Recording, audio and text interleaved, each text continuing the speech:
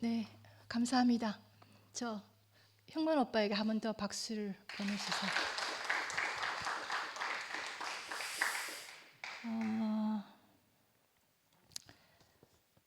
그 지영 언니하고 저는 그 상도 오빠 모임에서 같이 말씀 듣고 교회 온 사람이거든요. 그렇다 보니까 자매들을 따라온 그 형제들이 몇 명 있어요. 사실 저희 남편도 교회를 왔었고 나경이도 그렇고 성미아 언니도 그렇고 하여튼 몇 명이 있는데 그렇다 보니까 그 따라온 형제들에 대해서 제가 항상 이렇게 관심이 갔었어요. 형만 오빠하고는 제가 개인적으로 이렇게 인사 외에는 한 적이 없는데 오빠가 저 위에서도 이렇게 간증을 하신 적도 있고 간증을 이렇게 들으면 이렇게 참 은혜가 되었거든요. 예전에 지영 언니가 수요 집회인가 간증을 해야 되는 때가 있었는데 언니가 그때 자기 간증에서 그 남편과의 관계, 그 삶에서 그 수위를 어느 정도까지 자기가 말을 해야 될지 고민을 한 적이 있다고 누구한테 이렇게 들은 거예요. 그런데 오늘 형만 오빠가 하여튼 그 얘기를 이렇게 다 하신 것 같아요. 참 엄청 이렇게 감동이 되는데 그 3월 24일 그때 간증을 제가 뒤쪽에 이렇게 들으면서 그 지영 언니에 대한 어떤 그 마음을 이야기하신 부분이 있어요. 근데 그 부분은 제가 딱 들으면서 느껴졌던 게 이는 내 뼈 중에 뼈요 살 중에 살이로다. 자매에 대한 그런 고백으로 제가 이렇게 깊이 들렸는데 그때는 그냥 휙 지나갔는데 오늘 오빠 말씀을 들으니까 그 말이 깊이 이렇게 새겨지네요. 참 무신론자면서 또 이방이었던 오빠가 참 누구보다도 더욱더 이렇게 깊이 있는 감정으로 오늘 목요 집회에 이렇게 은혜 베풀어 주셔서 너무 감사합니다. 그리고 집회의 원활한 흐름을 위해서 제가 타이머 한 10분 정도 지나면 제가 타이머를 올리겠습니다. 지금부터 나와서 간증해 주시기 바랍니다.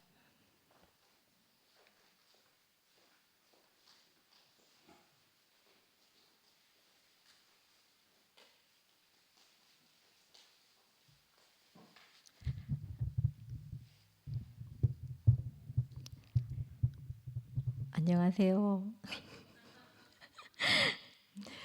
좀 전에 안 그래도 선희 자매하고 지영이 언니한테 카톡을 하니까 외부에 있어서 아직 못 오고 있다고 하는 거예요. 그래서 아이고 선희하고 지영이 언니가 왔으면 정말 오빠에 대해서 이렇게 화답을 할 텐데 아쉽다는 마음이 좀 들고요.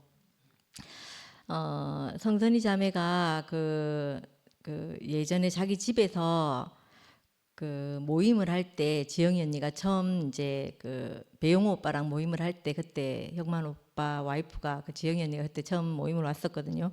와서 그때 자기 인생을 말할 때 지방에 있는 자기가 행복할 수 있다면 어디라도 가겠다고 하면서 아들 둘을 데리고 그 지방에 여러 곳을 이렇게 다니면서 그 자기한테 복된 말씀을 찾아 헤매던 그때가 오늘 오빠 얘기하시니까 떠오르는데 그때 지영이 언니를 보니까 진짜 예쁘게 생겼거든요, 지영이 언니가.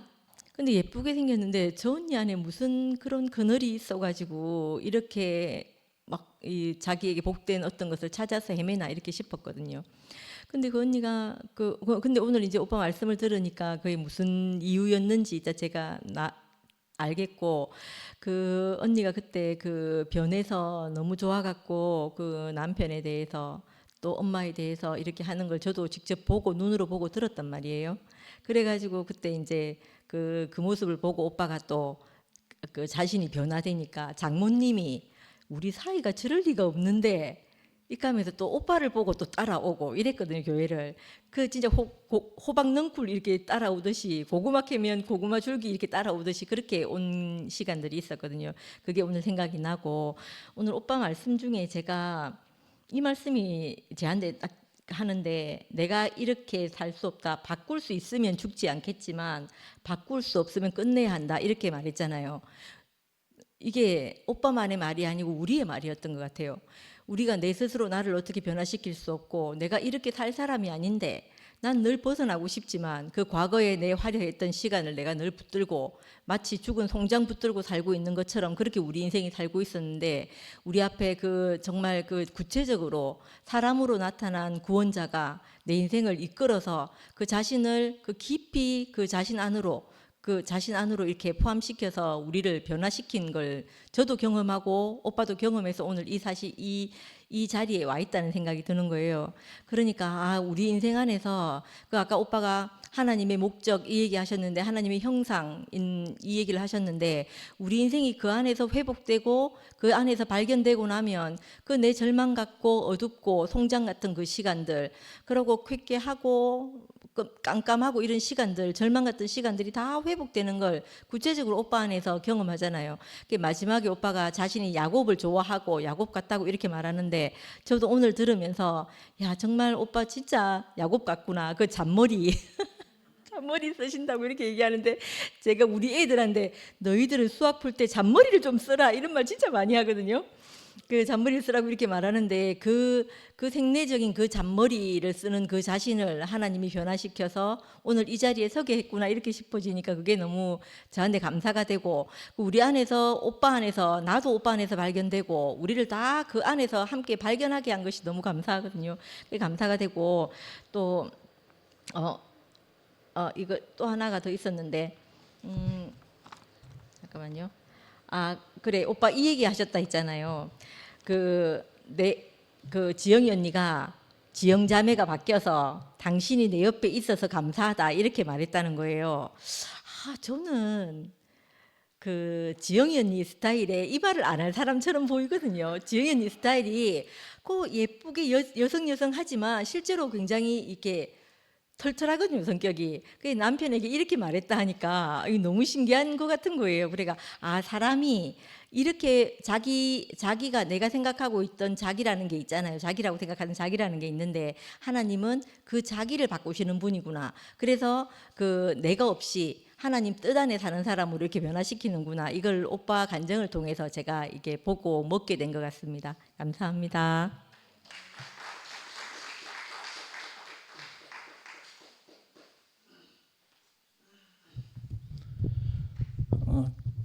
저는 그 형문현재 간증을 전체적으로 들으면서 이 말씀하는데 재능이 있구나 이 생각이 다 듣고 나니까, 감정도 절제할 줄 알고, 정말 뭐 요즘 최근에 교회 상황에서 이런저런 많은 말들이 있을 수 있잖아요.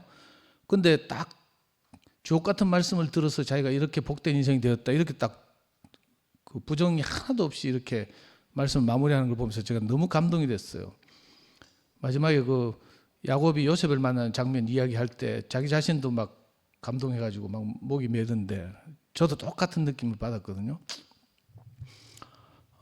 그리고 저는 형만 형제가 잘생겼는지 잘 모르겠는데, 형만 형제에게 아들이 둘인데 얘들이 정말 잘생겼어요. 전부 키도 크고 훤칠하고 있잖아요. 이 막내는 제가 막내 중학교 때인가 이렇게 처음 만났는데, 이제 성미화 자매의 그 고향 창녕이죠. 창녕 고향 친구인 성선이 자매라고 있어요. 성선이 자매가 먹고 살기 위해서 네트워크 마케팅을 했는데, 네트워크 마케팅의 사수가 이지영 자매예요. 그래가지고 이제 성선이가 이렇게 행복하게 사는 걸 보고 이제 지영이가 이렇게 따라오게 된 거죠.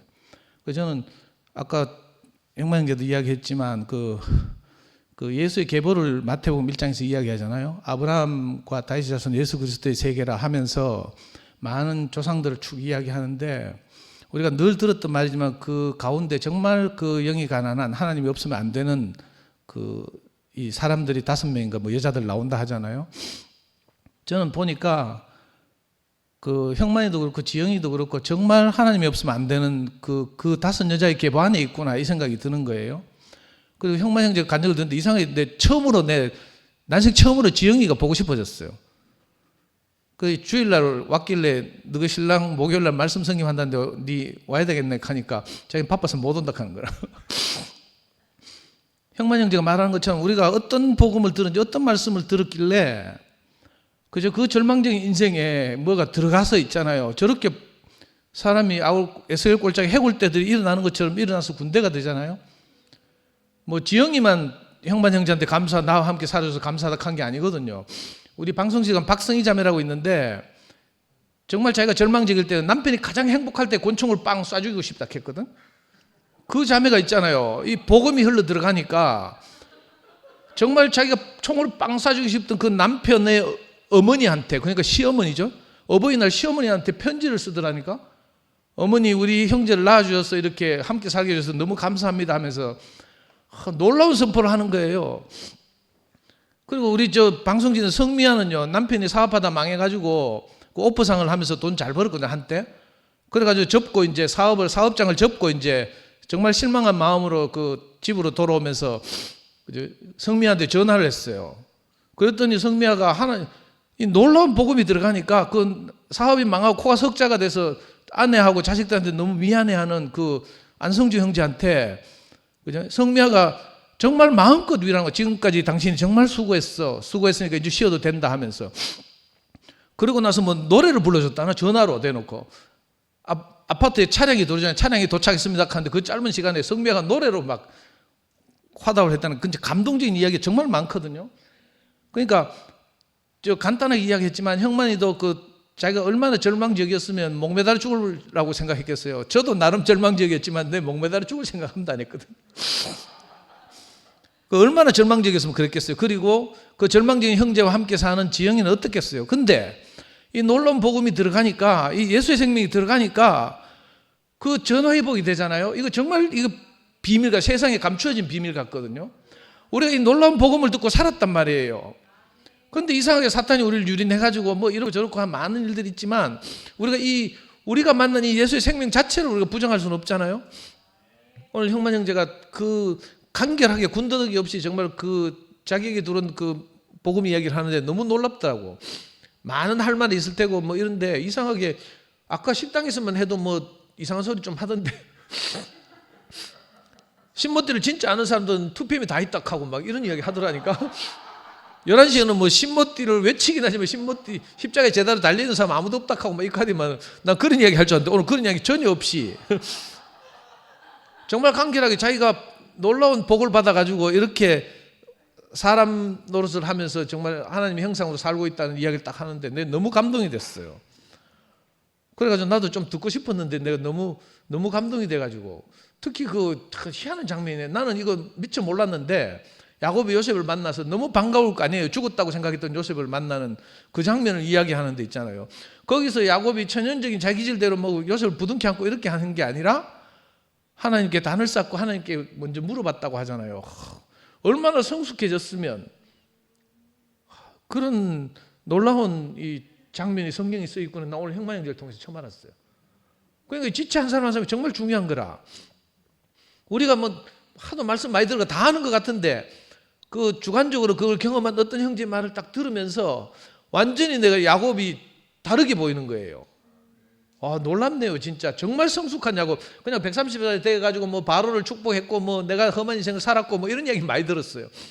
근데 정말 보고 싶어하는 요셉을 만나가지고 막 벗은발로 뛰어나가는 게 아니라 하나님께 단을 쌓았다고 하니까 이 놀라운 인격으로 하나님이 야곱을 조성하셨구나 이런 생각이 들고 이게 형만 형제 자신이구나 이 생각이 드니까 아까 그러고 중국집에서 극하되 투팸이 온 이 인간들 정말 많이 변했다 하면서 옛날에는 자기가 내한테 인사해도 뭐 아는 척도 안 하더만 이제 막 먼저 와서 막 반가워한다 하고 막 이렇게 하던데 우리가 그만큼 귀하잖아요. 지금 때가 때니만큼 지금 저는 옛날에는 정말 생각거든요. 뭐 인사도 잘 안 하고 정말 저밖에 모르고 이렇게 살았는데 지금 여러분들 보니까 너무 귀한 거예요.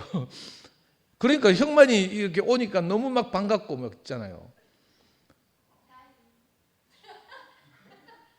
10분 됐다고? 아니 앞으로 좀 친하게 지냈으면 좋겠고, 아니 형만 형제 오늘 말씀 듣는데 정말 말씀에 재능이 있구나 이 생각이 들고, 그죠? 이 뭐야 좀 이걸 재능을 개발해야 되겠다 이 생각이 딱 드네.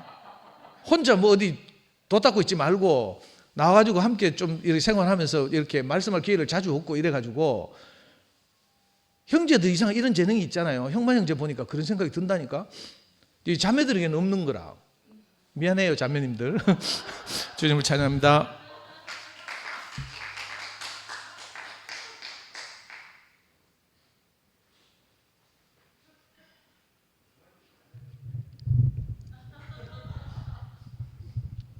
예. 그 어쨌든 간에 교회는 하나님이 절대적으로 필요한 것은 교회구나. 올 형마의 형제를 보면서 이렇게 깨닫게 되는데,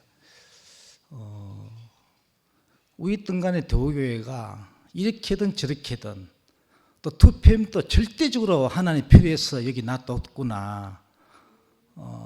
형마 형제를 제가 만난 지는 꽤 오래 전에 이제 농장에서 나도 형마 형제 올 간증을 듣는데 지영자매하고 내가 하나 되는 그게 딱 지영자매가 내가 막 그렇게 꼴 보기 싫고 나 미웠거든요. 미웠는데 올 형마의 간증을 딱 듣는데 이야 지영자매가 너무 막 긍휼이 막 보이고 너무 안 됐고 야 봄만 내 밥이다 단 거 나타나면 밥이다 단 거 사줘야 되겠다. 이런 생각이 막 드는 거라. 그리 형마이가 오늘 이 말씀을 안 하고 간증을 안 했으면은 영원히 지영자매하고 나는 하나 될 자리가 없었는데 오늘 지영자매하고 내가 하나 되는 자리로 왜 그런가 하면은 사실은 그 형마이를 그 농장에 들고 와가 딱 놔두고 지가 차 끌고 가보는 거라 시내로. 그 형마이가 와가 갑자기 뻥쪄가 농장에 나 일해야 되는데 또 놔두고 가니까 이것이 그래가 앉아가 이제 할 이야기 뭔 이야기 당 이야기를 했어. 그 당 이야기 하면서 이 계단이 말이야 하면서 이야기해가 지는 다른 세계로 올 수 없는데 이 계단이 누굴 만나야 되는데 그러니까 만나야 다른 세계로 다른 자리로 옮겨지는데 내 딸아가 그 사람 만나러 가볼란가 이러니까 그래가 이제 형마에 따라왔어. 와가 한 몇 달간 2달 됐지. 2달간 다니고 나중에 또 왔더라고. 나는 아무래도 안 될 것 같고 그러니까 막 이제까지 뭐 시간 내고 했는 거 뭐 좋은 경험 했다 생각하고 이제 그만 나가기로 했습니다. 안 나가기로 이제 마음 먹고 농장에 왔더라고. 그래가 또 거기서 또 내가 기술을 잔머리 굴려가 야를 또 교회에 오게 했는 겁니다. 그래가 오면서 이제 원서 형님 그때 순모임 끝날 때거든요. 순모임 끝나고 교회 모임으로 이제 그 교회에 그게 있었잖아요. 원서 형님 모임 뭐 한서 형님 모임 그 완전 끝날 때 그때 이제 형마에 왔는데 마지막 날 와서 형마이가 원생님을 보면서 막 바로 그 모임에서 영광을 보고 좋아하니까 이제 다 그 모임이 끝났는데 형마이 때문에 원생님이 형마이 들고 모임에 오느라 해가 백성화하고 형마이하고 내하고 3명이 매일 이제 그 형마이 살리려고 원생님이 이제 모임을 계속 했는 거죠. 그래 말이 많았지만은 원생님이 끝까지 형마이를 잡고 안 놓았는 거죠. 그러니까 그 과정에서 이제 지영이하고 뭐 지영이 사실은 저 집에 일 있으면 형마이가 이제 목질도 뭐하고 집에 일 뭐하니까 일 있으면 내보고 불러가 집 일 다 시키고 했는데 그걸 하면서도 송영선의 인간한데 아예 덜 됐어. 계속 그 소리 오만데 다니면서 하니까 그러니까 저 인간이 안 두고 보자 하면 속에 사실은 내가 야를 지영자매 보면 좀 미워가지고 내가 생각지 계속. 그런데 오늘 형마의 형제 간증을 듣는데 지영자매가 내가 모르는 가운데 진짜 처절한 과정 속에서 그 이제 형말을 통해서 알게 되니까 내 생각으로는 미워할 수밖에 없지만은 올 형말이 강정되는데 지영자매가 얼마나 사랑스러운지 그죠? 딱 정확하게 한 자리에서 딱 만나지는 거라 오늘. 교회는 하나님이 교회를 통해서 내 생각을 들리 나가게 하고 딱 한 자리에서 또 만나게 되는 그리 올 참 하나님은 성경에 야곱을 다루어서 끝에는 하나님 목적으로 딱 서게 되듯이 형마이를 또 수많이 올쭉 험난한 인생을 살았잖아요. 야곱처럼요. 살았는데 끝에는 이제 세상을 축복할 자로 바로왕을 축복할 자로 딱 서는. 그리 상건령이 이제 은혜 받아가 그 이야기를 요즘 많이 하거든요. 형마이 끝에 이야기했는 거. 와, 그걸 형마이는 이제 해보니까 상건령은 이제 깨달았다고 난리 났는데, 야곱이 요셉이 살아있다는 그 말을 듣고 벗은발로 원래 쫓아가야 되는데 죽었는 요셉이 나타났으니까 가지 않고 제단에 가서 하나님께 물어보고 하나님의 허락을 묻고 요셉을 만나러 갔다. 그걸 최종적으로 상근형님 요즘 은혜 받았다고 최종적으로 이야기하고 있는데 야는 그 이야기를 또 자기 자신으로 감동을 먹고 자기 자신으로 또 이야기하니까 나 이건 또 뭐야 싶은 게 그리 너무 신기하고 그리 참 일찍 온 자나 늦게 온 자나 이 안에서는 딱 이제 하나 되게 하기 위해서 하나로 딱 만나게 하기 위해서는 이 교회가 절대적으로 2PM도 다 하나 올 형마이도 반모면서 다 필요치 않은 것이 없구나 이렇게 알아지고 올 형마이를 통해서 하나님 하신 일이 너무 신기하고 우리를 또 하나님 다루었어. 형마이처럼 우리를 꼭 필요한 자리로 각자 다른 쓰임받는 부분 다 다르지만은 끝에는 우리가 세상을 이기고 승리하는 자로 다 우리를 쓰겠구나. 이게 이제 형마이를 보는데 알아지고 우리를 이 자리로 인도하신 주님을 찬양합니다.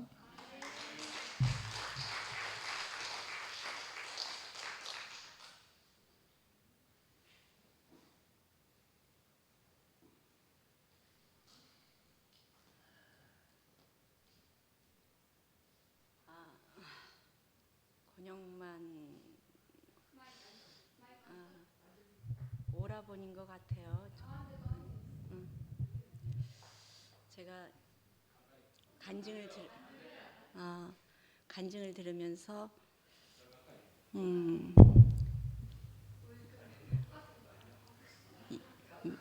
마음이 많이 뛰는데 근데 어떤 관계의 자격으로 나갈 수 있을까 생각해 보니까 팔순이더라고요. 제가 팔순이거든요. 팔순 모임에서 한번 뵌 적이 있고 사실은 가면 하나 벗으려고 나왔습니다.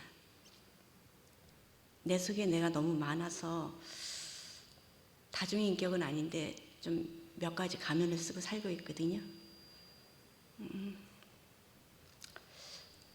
어디까지 벗을지 어디부터 풀어낼지는 모르겠지만 일단은 사람을 통해 오신 하나님을 먹지 않고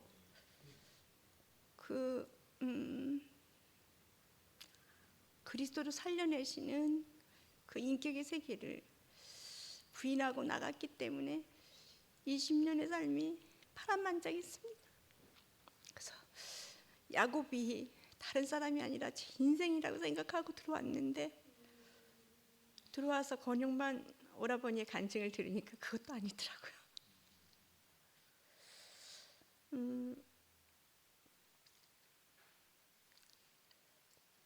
지영 와이프가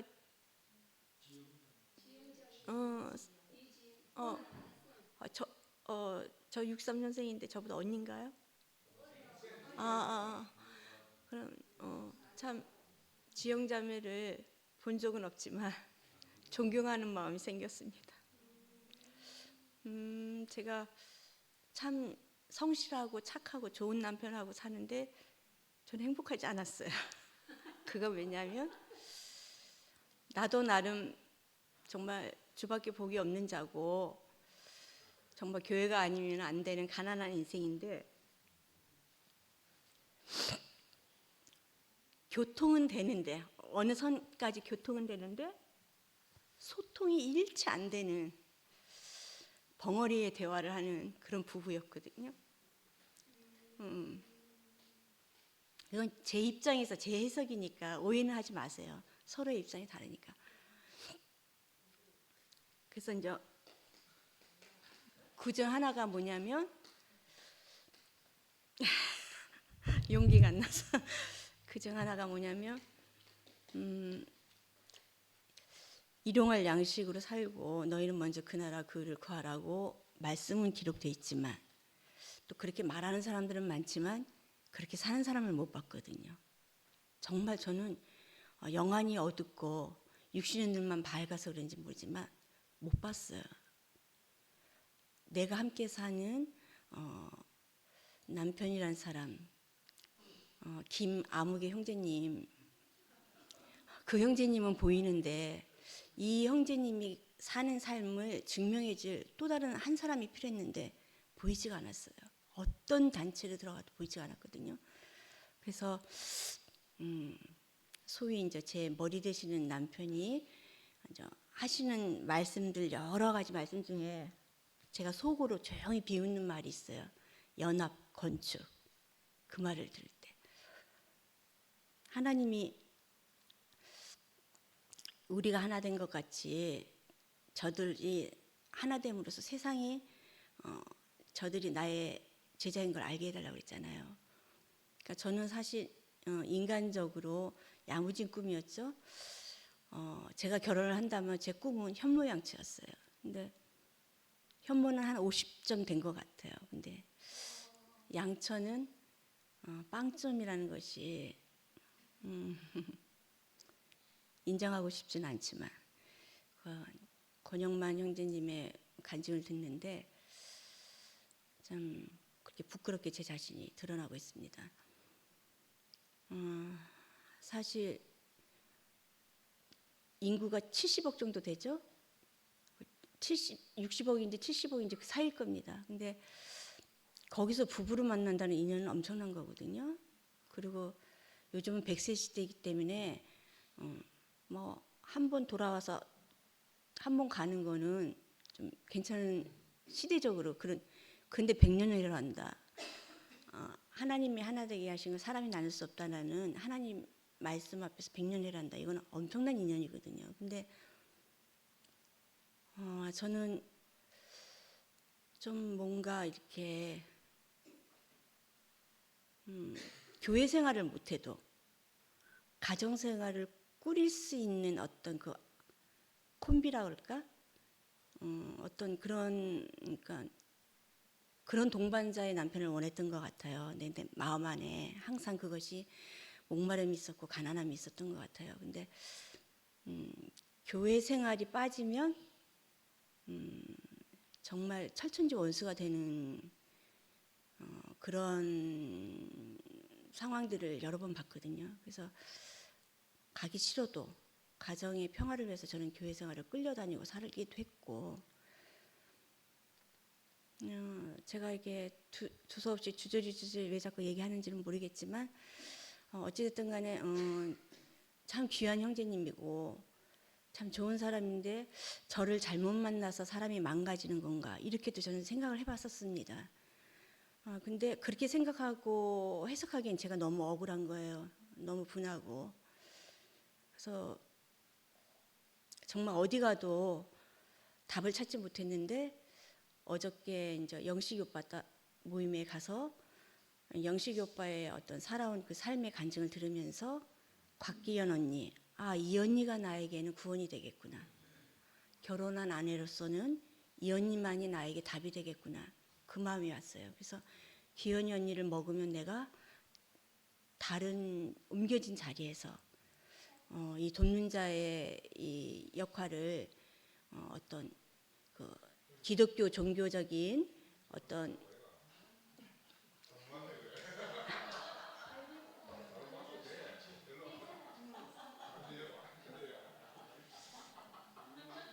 제가 여기까지 하는 게 맞는 것 같아요. 흐름이 아닌가요? 응. 동반자의 역할이 연기가 아닌 정말 속 생명으로부터 우러나는 그런 것이 될 것 같은 희망을 가졌어요, 어저께. 그래서 정말 기현이 언니를 알고 싶고 그 언니의 운명을 먹고 싶고. 근데 이제 이건 제 표현입니다. 세상 사람은 두 가지 법밖에 없어요. 선의 법과 악의 법. 아니, 선의 법과 죄의 법이죠. 근데 믿는 사람은 여기다 한 가지 더 더해진 게 생명의 영의 법이거든요. 사실은 믿는 사람이 믿지 않는 사람보다 더 복잡해지는 거예요. 정말 하나님 앞에 정말 절대적으로 복종이 안 되면 정말 이 마음 안이 제가 그런지는 모르겠습니다. 너무너무 복잡해져요, 저는. 그래서 선의 법으로 해봤는데 한도가 다 찼고, 죄의 법으로 해봤는데 아이들이 피해를 보고, 생명의 영의 법으로 전환돼서 해야지 되는데 흉내는 낼 수 있는데 기현이 언니처럼 안 되는 존재라는 걸 어저께 제가 심판을 받았거든요. 근데 이제 이런 말이 있어요. 여자가 한을 품으면 오늘도 서리를 내리고 죽어서도 관뚜껑 열고 일어난다고. 네. 그만큼 어디다 내놓지 못하는 자기만이 안고 있는 정말 죽어서도 관뚜껑 열고 일어나고 싶은 아픔이 있거든요. 근데 권영만 오라버니께서 자기 인생이 안 풀리는 거를 옆에 있는 부인 탓을 했다고 하는 얘기를 듣는데 저는 그 대접은 받지 않았어요. 그 대접은 받지 않았다고. 내 탓으로 돌리지는 않았다고. 거기서 제가 또 이제 꺾이는 거죠. 아, 내가 이렇게 관뚜껑 열고 일어날 만한 그래서 그 생각이 들면 완전 멘붕 오는 그 상황도 이제 형만이 오빠의 간증을 듣고 나면 아 이제 그 생각이 딱 들 때 형만이 오빠를 딱 생각하면 그것이 해결될 것 같아요. 네. 그러니까 두 가지가 제가 지금 해결을 보고 있는 거예요.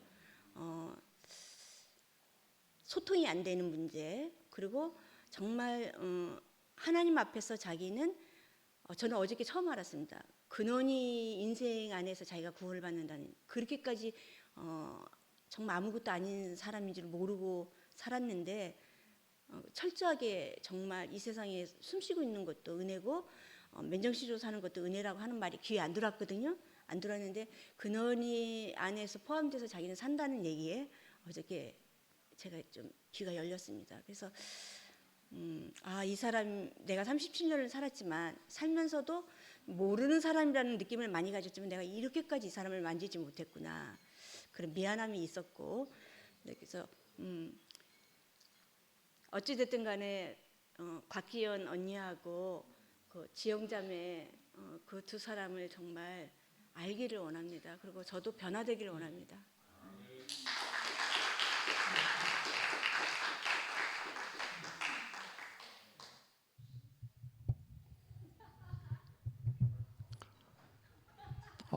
아이고 형님 감사합니다. 반갑습니다.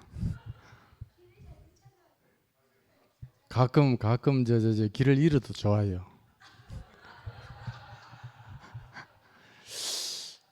그 무의식 속에 오신 것 같은데. 네, 입문 열고 들어온 분 복 있습니다. 하나님이 오게 하신 것 같은데. 형만이 형님 오늘 말씀 듣는데 감사가 됐습니다. 제가 영림 자매 이 간증하는데 따라 나왔습니다. 저 팔순입니다. 그래서 이어서 하는 게 나을 것 같아가지고 안 그래도 지난번에 우리 발순 순모임 할 때 형만이 형 간증 들으면서도 참 은혜가 됐는데, 오늘 말씀 들으니까 그 자기 인생을 이렇게 참 소담스럽게 자연스럽게 이렇게 내놓았잖아요. 한 3가지 정도 이렇게 깊이 은혜가 되는데, 우선은 그 자기 자신을 객관화해서 내놓을 때가 없어요. 세상에 아담이 전혀 이거 자기를 객관화할 수가 없잖아요.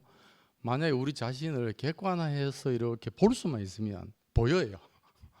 근데 우리는 우리 내 생각 속에 갇혀 있기 때문에 이 나를 이렇게 객관화를 못 하거든요. 근데 형님이 처음부터 계속 그러잖아. 욕심이 많은 사람이다. 그 말을 왜 하냐면 내가 객관화했다는 거예요. 그 지금 보니까 내가 객관적으로 정말 욕심이 많았던 사람이고, 이거는 내가 욕심이 내려줘하는 사람이 그렇게 하는 거잖아요.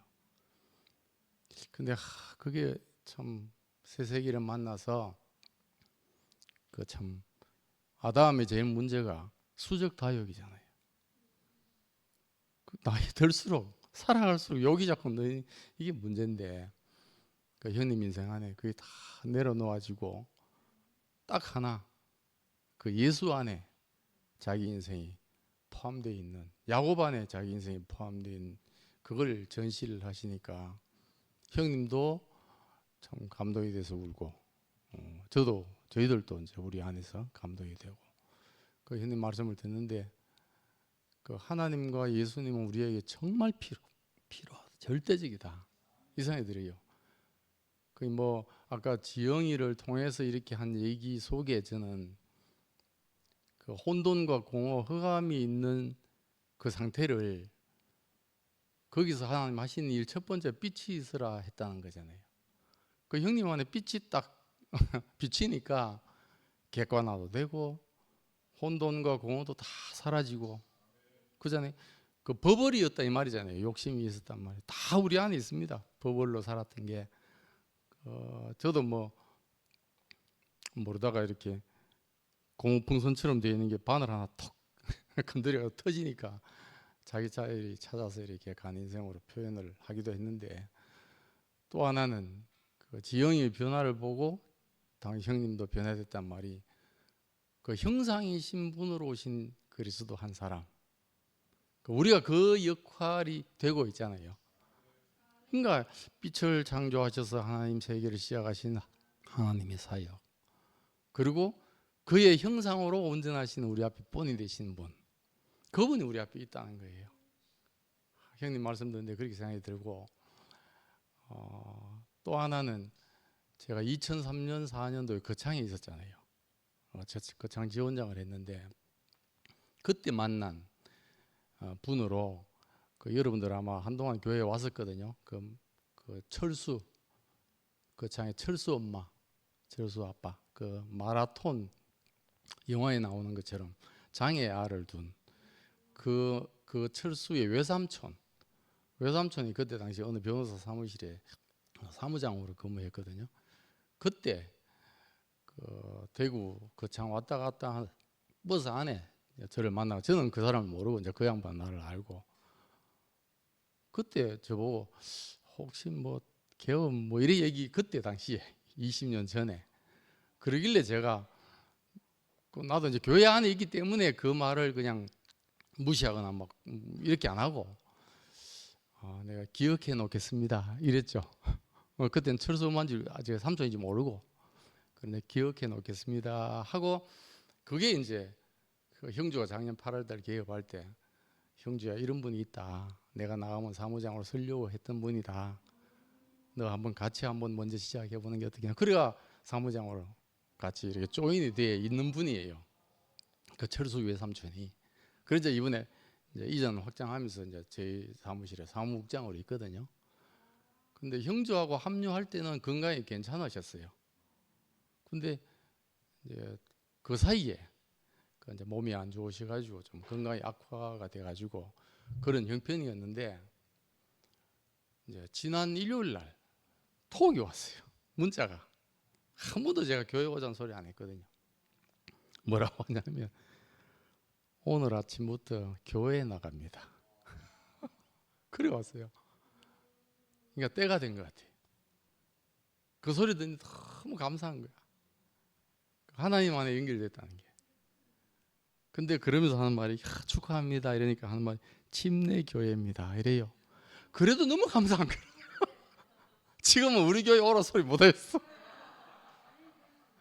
어디든지 간에 하여튼 하나님이 이끄신 대로 하나님의 은혜를 받는 곳에 있기로. 야, 그게 뭐 이 사람 사무장으로 연결돼 가지고 있는 속에 제일 기쁜 소식이었어요.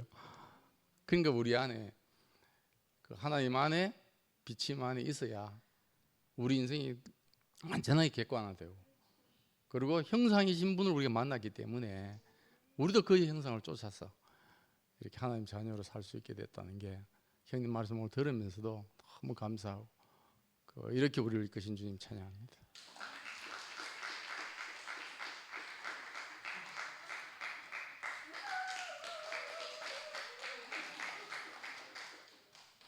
정말 예상치 못하게 사실은 뭐 오늘 약국에 같이 근무하는 유훈함 자매가 오늘 자기들 이 모임에서 말씀을 한다 그래요. 그거를 자매가 집에서 방송을 듣는데 유훈함 자매가 하더라고요. 그래서 내가 그 34년간 약국에 같이 있었으니까 내가 그 화답 간증을 해줘야 되겠다 싶어서 밥도 덜 먹고 막 부랴부랴 달려와가지고 제가 어디서 하는 줄 모르니까 이 방을 쑥 들어보니까 내가 은근히 좋아했던 이형아 형제, 상근이 형제, 상근이 형제는 내가 우리 교회가 이단으로 늘 오해를 받고 있는 교회인데 이런 교회에 우리 영아 형제나 상근 형제 이런 형제들이 좀 세상에서 알아줄 만한 형제들이 우리 교회에 있다는 게 나는 굉장히 자랑스럽고 고마웠어. 인간적으로. 그 영아 형제를 보면 어깨에 힘도 줄만하고 그래도 충분한 자격이 있는 사람인데 전혀 그 모습이 없는 거라 그런 게 막 저에게는 굉장히 좋게 그랬습니다. 근데 어쨌든 무슨 이유에서는 이렇게 따로 있으니까 저는 마음이 늘 아팠고, 몰라 제 생각에는 목사님 다음으로 어쩌면 내가 목사님보다 더한 것 같기도 한데 왜 저런 형제들하고 우리가 따로 모일 수밖에 없나, 너무 속상하다, 뭐 그런 마음이 늘 이 가슴 속에 들어앉았습니다. 누구는 이렇게 된 것이 하나님의 뭐 경륜이다 이래 말하는 사람도 없잖아. 있어.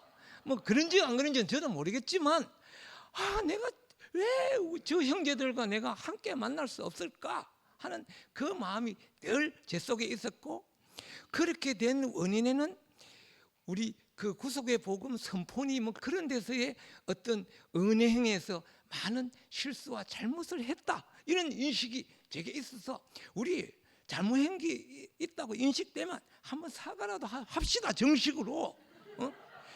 최소한 복음의 본질이 달라서 어쩔 수 없이 못 모인다면 그건 할 수 없겠지만 그런 비본질적인 것으로 우리가 만날 수 없다면 그것은 사과할 건 사과하고 그래 하면 안 되겠습니까? 막 이런 말도 했어요. 근데 아이고 그래도 안 된다 막 이래갖고 어쨌든 저의 말이 소용이 없게 됐는데 제가 짧게 해야 되는데, 그런데 제가 지금 외람되지만 모르고 어차피 이렇게 도르게 됐는데 제가 한 가지 부탁을 드리겠습니다. 뭐냐, 제가 오래 하지 않을 걸 약속하고 제가 앞에서 그 제일 말할 수 있는 시간을 한번 할애해 주신다면, 제가 언제 그 기회를 주신다면 제가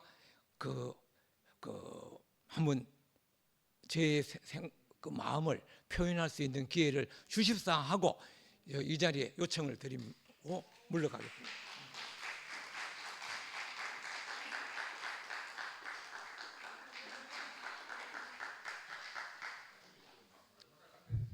성직이 오빠 앉아주세요. 오빠 때문에 나왔다. 저번에 오빠가 말씀하신 거 들었거든요. 그게 너무 감동적이었어요.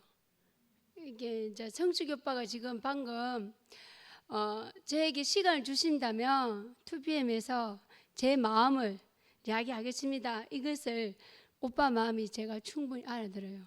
왜냐하면 오빠가 저번에 한번 저기 밑에 11시 쪽에서 말씀하신 적이 있는데, 오빠는 11시든 바깥에 나간 교회든 우리 여기 우리 2PM에 있는 이것이 갈라진 것에 대해서 되게 마음 아파하고, 이렇게 되는 그 상황을 오빠가 어떻게 이제 어쩔 수 없는 상황이라고 이야기하고, 11시에 있는 사람들한테도 제발 이렇게 하지 말고 너무 외치지는 말고 안 외칠 수도 있다, 이것을 좀 알아달라, 그렇게 이야기하는 오빠 마음 충분한데, 오늘 아마 이 자리에 오빠가 오신 것도 아마 정말 하나님 이끄신 것 같아요.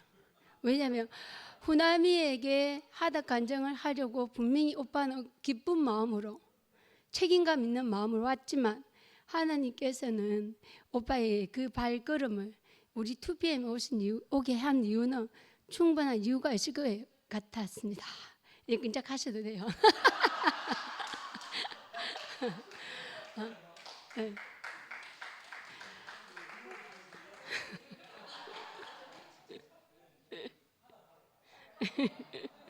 9시 반까지니까 오빠 시간 충분합니다. 오늘 흥만이 오빠 말씀을 듣는데 진짜 이렇게 상도 오빠 마음을 좀 알 것 같아요.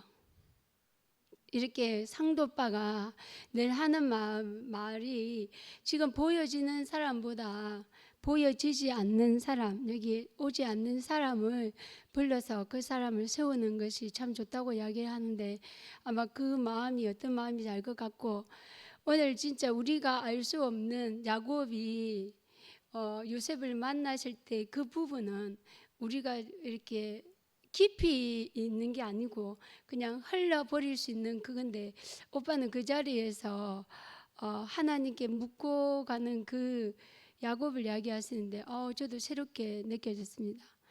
오늘 오빠 말씀을 들으면서 저도 그런 생각이 들더라고요.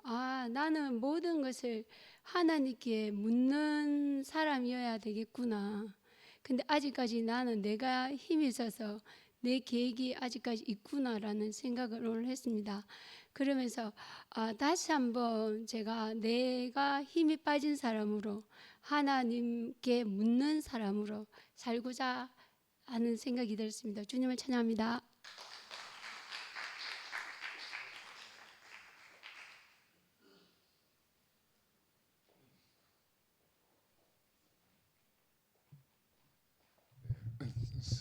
성식이 형은 길잘못 찾아온 줄 내가 알았어.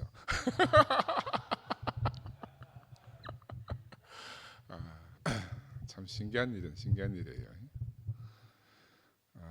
우리 형만 형제 간증 듣는데 나는 옛날부터 궁금한 게, 형만이가 그 틀림이 지영이를 따라서 왔으니까 상도하고 관계가 있을 거라 생각했는데 늘 원선형 모임에 가서 이렇게 있더라고. 근데 오늘 우리 영서가 이야기하니까 어떻게 해서 원선형 모임에 가게 됐는가가 이제 비로소 내 안에 해석이 됐어요. 그래, 우리가 교회 생활을 아무리 오래 하더라도 이렇게 구체적으로 어떤 한 형제와의 관계를 서로 내놓고 이렇게 교제하지 않으면 우리 평생 다녀도 부름에 달가듯이 이렇게 가는 거예요. 그지? 부딪힘도 없고 그냥 막 지는 지길 가고 나는 나길 가고 막. 근데 이 2PM이라는 게 생겨지면서 우리가 정말 깊이 하나로 짜여지는 것 같아요. 내가 우리 얼마 전에도 상도 욕한다고 막 우리 지영자매하고 이제 우리 은숙이하고 막 했잖아. 나는 옛날에는 우리 2PM 생기기 전에는 그게 하나님 은혜라 생각했어요. 왜냐하면 만약에 상도가 말씀도 잘하지, 싹싹하지, 상냥하지, 사근사근하지 이러면 썸씽 생기죠. 그 전부 다 자매들로 둘러싸여 있는데, 내가 정말 저거는 진짜 하나님의 어떤 그 경륜이라고 생각했어요. 경륜이라고. 이제 그동안 그렇게 살 때는. 근데 이제 그때 지 혼자 살았으니까, 만약에 지 혼자 살면서 그래 부드럽고 자매들이 원하는 바대로 다 들어주게 되면은 이게 무슨 일 생길지 모르는 거라.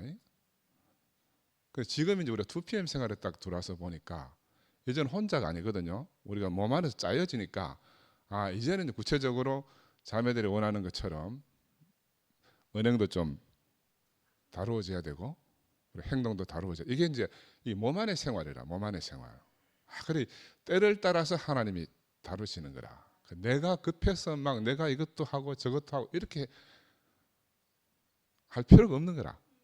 때가 되면 하나님이 다 하시니까 아까 행만의 간증처럼 그 우리가 아브라함이 참 100세가 돼가 이삭을 낳을 때 다 그냥 그거는 아브라함의 자연적으로 끝난 거잖아요. 아브라함이 100세가 됐다는 말은 뭐 어떻게 과정을 거쳐서 그런 게 아니고 그냥 천연적인 수를 다해서 100세가 되니까 아들 못 낳을 형편이 돼서 놓은 게 이삭인데 그것을 갖다가 야곱은 자기의 전부를 던져가지고 형만의 인생처럼 정말 제대로 한번 살아보려고 발버둥 치면서 산 인생이 130살 돼가지고 이제 야곱 앞에 발 앞에 서기 전까지 그 야곱은 힘 있는 사람인데 하나님께 단을 쌓고 내가 사랑하는 아들이지만 하나님 내가 만나러 가도 되겠습니까? 하고 아직은 야곱 안에서 우리가 그 처리된 과정을 보는 거거든요. 아브라함은 그냥 노쇠한 사람이라 그냥 그래서 아브라함과 이삭과 이 야곱 이 세 사람이 있어야 우리가 구체적으로 예수라는 사람이 어떤 사람인가가 이제 이해가 되는 것 같아요. 아, 예수의 전 인생이 어떻게 하나님 다루셔가지고 우리 앞에 진짜 구원자로 서셨는가. 그죠? 나는 그래서 아까 이제 구약의 야곱은 하나님께 물었지만 신약의 제자들은 예수한테 물은 거라. 그죠? 신약의 예수를 만난 제자들은 하나님 안 찾았어요. 자기 앞에 있는 주님에게 늘 물은 거라.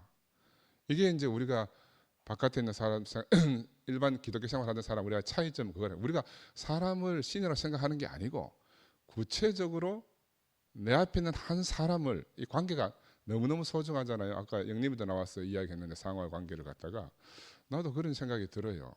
우리가 함께 사는 사람을 우습게 알잖아. 사실 우리 남자들은 우습게 알아. 근데 나는 요즘 알아지는 게 이제 겨자씨 할 만한 믿음이 참 어떤 믿음인가 하는 게 우리는 다 부품하고 큰 걸 원하는데 정말 생명은 그 겨자씨 속에 들어있단 말이에요. 이 겨자씨를 어떻게 알겠노? 내가 내 아내하고 내하고 관계 속에서 내가 요즘 알아져요.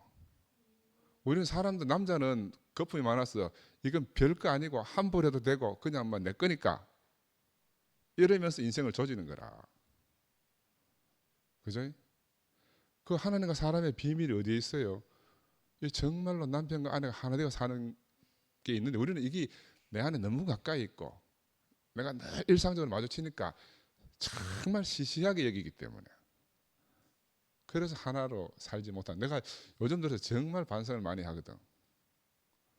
상도가 이제 막 저렇게 하듯이 나도 우리 집안에 태생이 그러니까 우리 집 자매한테는 원래 내 아내고 내 거니까 내가 그냥 조심성도 없고 존경하는 마음도 없고 그냥 막 일상적으로 하거든. 근데 여기 이제 결혼해가 40년 되니까 쌓인 데서 쌓여가지고 이제 막 언제 터져 나올지 모르는 거라. 언제 터져 나올지 몰라 막. 야, 근데 요즘 정신이 번쩍 들더라고. 아, 진짜로 정신이 번쩍 들고. 야, 정말 너희가 겨자씨 할 만한 믿음이 있으면 이 산을 들어서 저리로 옮기라 하면 그게 내가 정말로 하나님과 하나 되는 삶을 산다는 증거는 바로 내 아내하고 내하고 정말 격이 없이 하나로 사는 이 비밀이 아니겠나.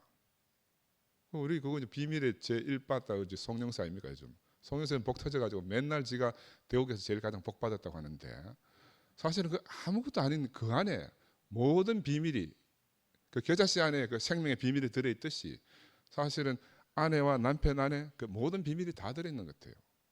우리 마누라 얼마나 답답했으면은 저 사람이 제발 당신이 며느리한테 하는 것처럼 나한테 좀 해도 좀 박수 치는 사람인데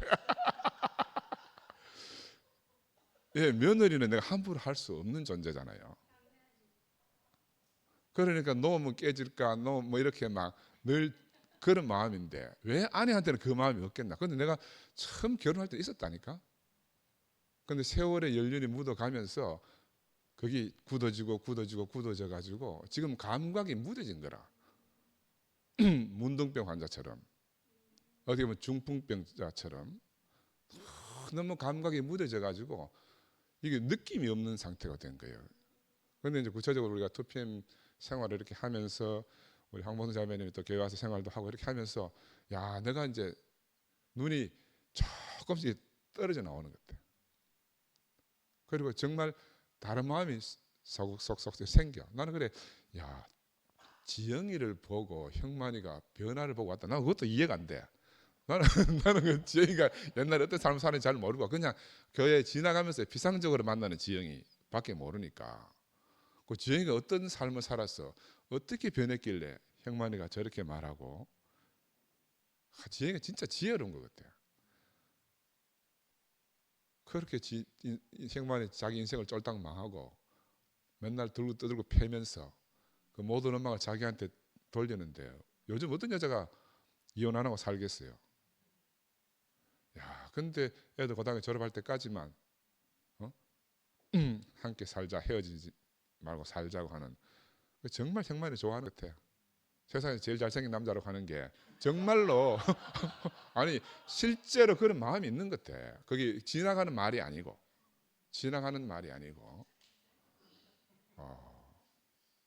근데 참 그래, 우리 형제 자매들이 정말 다양하잖아요. 우리 몇 안 되는 것 같은데도 우리가 매번 나와서 간증을 들으면 정말 다양하거든. 이거 우리 어디 가서 문학 소설 안에서 이걸 보겠어요? 이런 군상들을 어디 가서 만나겠습니까? 군상들이지, 군상. 아니 그냥 군상이라. 우리끼리 뭐 우리는 그냥. 그런데 거기서 하나님이 탁 자기가 심어준 생명만 뽑아내잖아요. 그 뽑아내가지고 우리 앞에 이렇게 늘 새로운 양식으로 먹여주니까 너무 감사하고. 형만이 우리 병원에 와서 한 달 일했다니까. 우리 병원에 이제 미아분 이제 교회 병원 전체 청소하고 하는데 있는데 내가 처음에 걱정되더라고. 자가 한번 정권에서 다니면서 맨날 이게 금하고 살았는데 이거 하겠나 싶어. 형님 하겠습니다. 그러니까 한 달을 열심히 했어. 새벽부터 출근해서 한 달 하고 나니까 이제 시간 이게 늘 늦게 자고 일찍 일어나는 이게 안 되니까. 그런데 아, 형만이가 정말 가난하구나. 그 지 말대로 이런 거 할 사람이 아닌 거라. 할 사람이 아니에요. 근데 왜 하나님이 저 형만이를 저렇게 쫄딱 망하게 해가지고 자매 뒷자락 온다 하는 것처럼 부끄러운 게 없어요. 자매 치마 자락을 붙들고 자기 인생이 끌려간다는 것보다 더 부끄러운 게 어디 있겠습니까? 남자가 아무리 망해도 그래도 내가 낸대하고 내가 끌고 가야 되는데. 근데 정말 아무것도 아닌 사람으로 하나님이 이렇게 다루셔가지고 우리 앞에 이렇게 세워주니까 나는 또 영수하고 저렇게 관계되는 줄도 전혀 몰랐어요. 영수도 큰일 하네. 804에서. 야, 아니 내가 한 번씩 들어보면 영수한테 가는 사람들이 많이 있더라고. 야, 그래 영수를 봐도 신기하고 형만이를 봐도 신기하고 여러분을 누구를 봐도 신기하고 영림이를 봐도. 영림이가 이제 입을 떼니까 뭐 조금씩 이해가 되잖아요. 우리가 백날 얼굴 봐도 몰라요 누군지. 근데 아까 제가 감을 받는다 그러잖아요. 우리가 교회 안에 와서 형제들 앞에서 내가 아무것도 아닌 이야기를 드러내면 우리가 얼마나 하나로 살 수가 있어요. 하나로 살 수가 있어. 나는 그게 너무 좋아요. 어디 가도 영화다가 이야기, 어디 가도 우리가 이제 뭔가 이렇게 세상에 주어진 어떤 껍데기를 쓰고 있잖아요. 내가 아무리 아니라 한들. 근데 교회 오면 그게 전혀 필요가 없으니까 그냥 날 것으로 우리가 만날 수 있으니까 너무너무 감사하고 고맙고. 상도를 따라온 지영이를 따라온 형만 형제, 정말 하나님이 태초부터 정하지 않았으면 어떻게 이런 일이 있겠어요. 우리 집사람이 늘 하는 소리가 상도를 따라온 자매는 물어볼 필요가 없다는 거라. 왜? 얼마나 가난하면 저런 인간을 그걸 좋다고 붙들고 막 온다는 거. 그러니까 물어볼 필요가 없어. 그 상도 따라왔다 하면 무조건이라마. 무조건 막. 그것도 신기하잖아요. 이런 세계로 무슨 주님을 찬양합니다.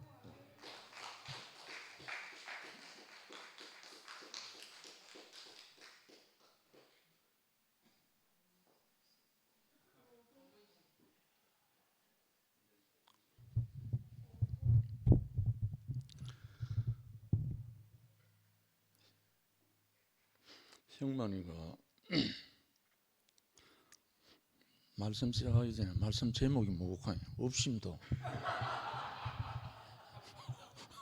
뭐 말라고 그러는 뭐 말하려고 하지? 그러니까 들어보고 그 제목 붙이소. 정답이야. 그래 제가 제목을 뭐라고 붙이냐면 나를 참 사람으로 살려준 예수 생명. 정말 극적인 역전 드라마가 없으면 형만하고 나하고는 만날 자리가 없는 사람이에요. 나는 돈을 피해서 산 사람이고 형만은 돈 하고 산 사람이에요. 희한하잖아요. 근데 만난 자리 한 자리야. 저는 어릴 때 빨가보고 교회 다닐 때 암송한 요절 중에 하나가 돈을 사랑함이 일만하게 뿌리다. 이게 박혀버렸기 때문에 돈과 가까이 있을 때는 항상 피했어요. 그래서 제가 지금까지 돈과 관련된 어떤 시험은 없었어요. 그러니까 이 세대를 손태기 형님 말씀하실 때 월요일날 이 세대를 본받지 말고 하는 말이 나오잖아요. 로마서 12장에 이 세대라는 말은 하나님이 떠난 세대이기 때문에 만몬과 쾌락이거든요. 만몬 쾌락, 돈과 쾌락. 에덴을 떠난 인생에게는 만몬하고 쾌락밖에 없잖아요. 그러니까 그게 이 세대인 거라. 아무리 세상이 비연해도 그 세대인 거예요. 그런데 오늘 형만이 시작하는 처음부터 시작해서 계속 그 이야기를 했잖아요. 저 언제 역전이 나오지? 근데 마지막에 야곱 안에서 발견된 자기 인생을 딱 말하는데 거기서 딱 만나지는 거예요. 이상하잖아요. 근데 그 야곱이 그렇게 추구하고 오늘 뭐 형만이 입에서 잔머리란 말이 자주 나왔는데 잔머리 굴리나 큰머리 굴리나 그기지 뭐. 그런데 그 야곱이 마지막에 자기가 끝나버렸잖아요. 끝난 자리에서 브니엘을 만났고 모든 것이 풀려버렸잖아요. 비록 위골이 되어서 절두발이 됐지만 우리 모두가 만나는 자리는 그 자리인데 참 사람마다 이 과정들이 다 다르니까 이걸 적용을 잘 못하는 거라 알고 보면 또 그 자리는 같아요. 알고 보니까 내가 부인되는 자리라, 내가 아무것도 아닌 줄 아는 그 자리라 알고 보니까. 근데 그 자리에서 이 생명이 딱 온 거예요. 제가 오늘 성수기 형제 전화 몇 번 왔는데 내가 못 받았어요. 그런데 오늘 요또 나타난 거라. 보통 제가 운전하다가 전화 받아가 몇 분 이래 접촉 사고도 나고 이런 적이 있었기 때문에 운전할 때 이제 절대 전화를 안 받아요. 불과 얼마 전에 앞에 앉은 한 분으로 인해서 전화 받다가 접촉이 딱 나버렸거든. 그래가 또 보험 처리하고. 그래서 참 내 인생도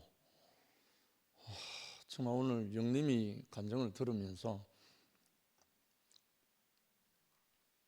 이렇게 쓰이든 저렇게 쓰이든 내가 없이 쓰여지기만 하면 하나님이 다 하실 건데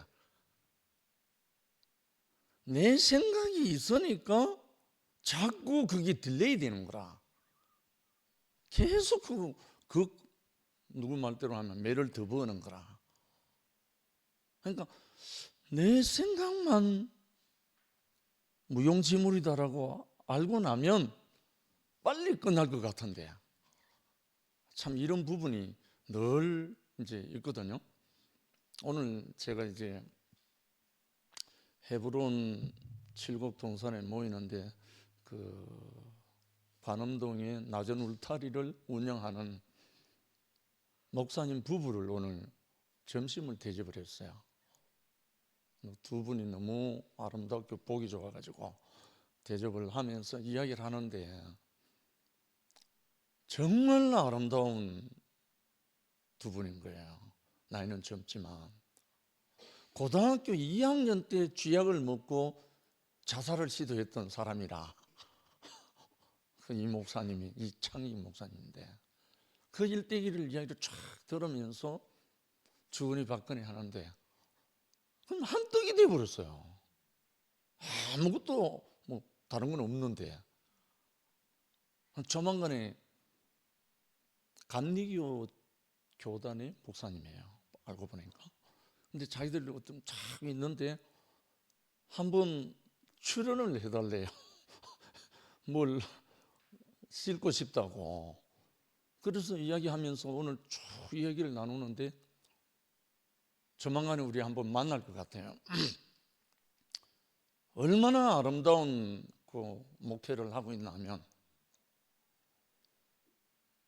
일반 교회에서 완전히 버려진 사람들, 일반 교회에 접근이 안 되는 사람들, 그리고 모든 장애인들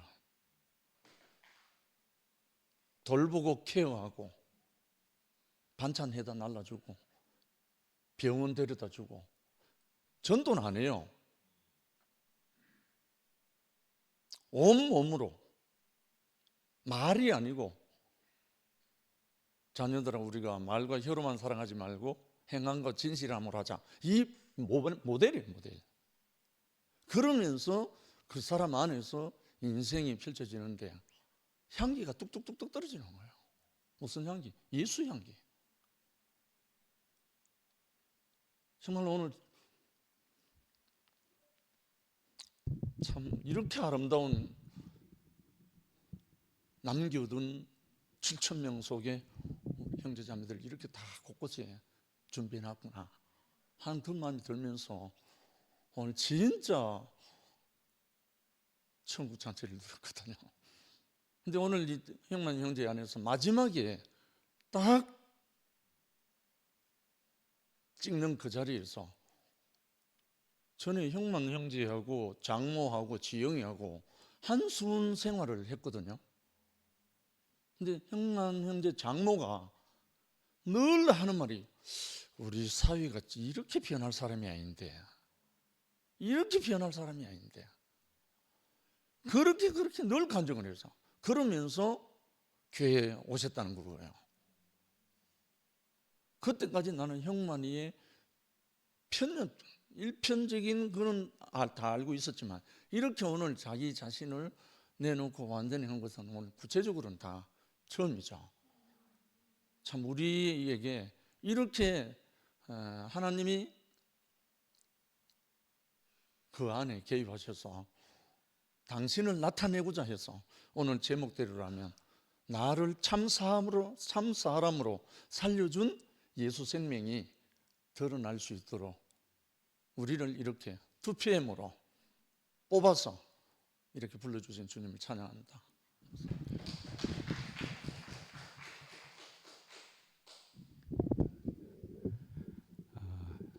저기요. 금방 영식이 형님이 전화를 받다가 사고가 났다는 사고를 나게 한 전화를 한 사람이 접니다. 제가 전화를 걸었는데 조금 전화를 거는데 뭐 툭 하더니 부딪혔다고. 부딪혔습니까? 어떡하지요? 뭐 이렇게 했더니 괜찮은 것 같다고. 그러면서 우선 전화를 끊자고 이렇게 하고 그렇게 되었습니다. 그리고 그 뒤에 조금 처리하고 나서 저하고 이제 또 통화를 계속 다시 했거든요. 하여간에 우리 앞에 주님은 또 포괄적으로 하나님은 우리가 마음으로 우리의 걸음을 계획할지라도 그 걸음을 최종적으로 인도하시는 분이시다. 우리의 인생을, 우리의 걸음까지 인도하시는 분이시다.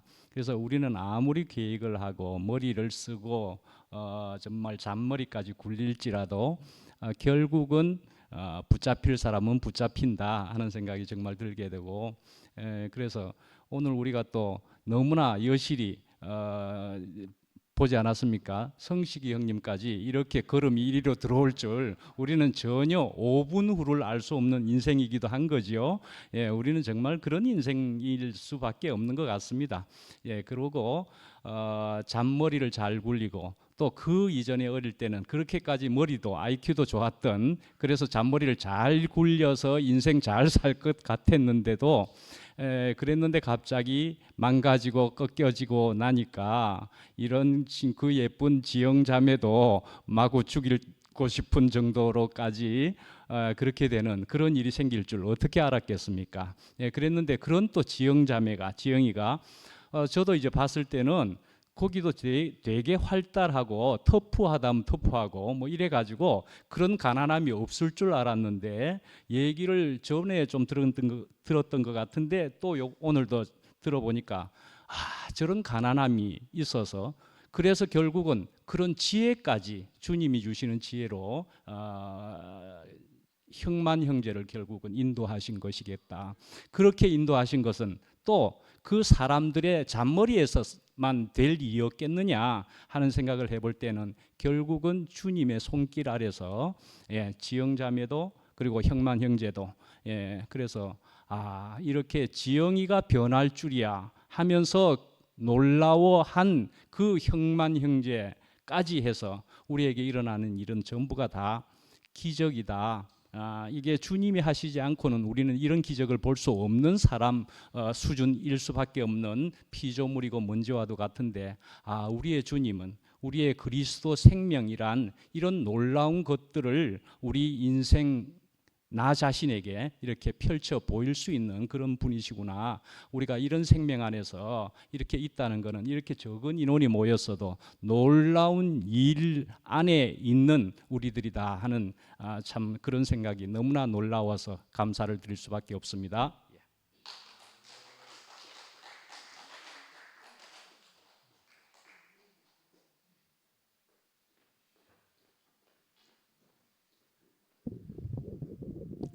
예, 감사합니다. 오늘 그 말씀을 듣고 상도 오빠 그리고 송용서 오빠의 간증을 들으면서 제 안에서 기대하지 못했던 어떤 일이 일어났었거든요. 왜냐하면은 지영 언니는 저를 공개적으로 싫다고 이제 말을 했어요. 그래서 저는 속으로 은근히 싫어했죠. 왜냐하면 지영 언니가 저를 싫어했던 이유가 제가 친정 언니하고 너무 이렇게 많이 닮았대요. 그래서 저를 보면 이제 친정 언니가 이제 오버랩이 돼서 이제 싫다 했고, 또 저는 이제 제가 되게 힘든 시간이 있었는데 참 누구한테 좀 위로를 받고 싶었던 시간이었어요. 근데 언니가 밤에 전화 와가지고 잠깐 내려오라 그러는 거예요. 저는 저를 위로해 줄 줄 알았어요. 그런데 언니가 자기 하는 일에 회원가입을 해달라고 해가지고 그때 엄청 제 나름대로 상처를 받고 이랬는데, 그런데 송용서 오빠의 간증을 들으면서 진짜 신기하네요. 그런 것들이 다 씻겨져 가고 지영 언니가 진짜 보고 싶네요. 이렇게 아브라함과 다윗의 자손 예수 그리스도의 세계에 산다는 것이 너무나도 복되고 감사합니다. 5교 집회를 마치겠습니다. 사진 촬영 있겠습니다.